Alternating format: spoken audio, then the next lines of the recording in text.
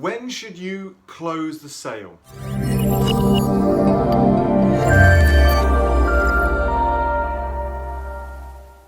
Hello, my name is Rob Spence. I'm the Managing Director of Paragon Sales Solutions. I'm a sales trainer, sales coach, sales consultant, general sales nerd.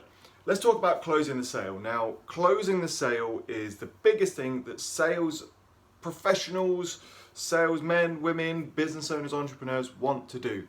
There's a lot of focus on closing the sale, and for good reason too. However, I do recommend you watch my videos on prospecting as well, because I believe that prospecting is more important than closing the sale. But anyway, I digress.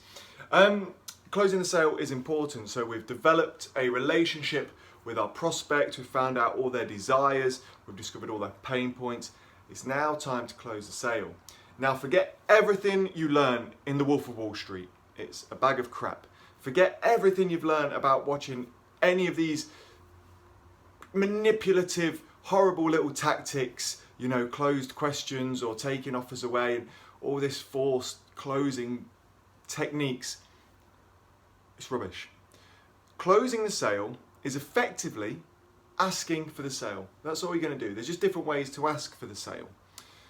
It's very crucial, however, to get the timing right, because if you ask for the sale too soon, you're going to miss your chance.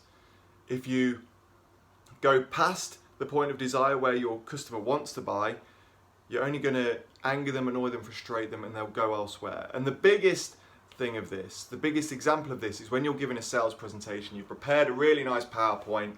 Oh, look at all my statistics, look at my presentation, and you bore your buyer to death until the point where they're like, oh, do you know what, I just can't bother with this.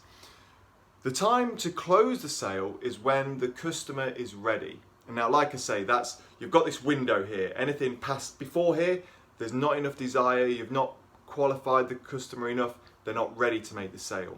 You've then got a window where you can close the sale successfully, and then where you've kind of overkilled it. And the way to put it, if you ever play FIFA, you know, if you've taken a penalty, you've got that sweet little green spot, right?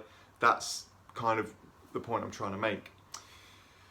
The buyer or your prospect, believe it or not, will give you some great clues as to when they want you to close the sale. Now, they are both verbal clues and physical cues. Now, we're going to run through some of those now. So you may notice that your buyer starts to sit forward a bit. They start to listen a bit more intently.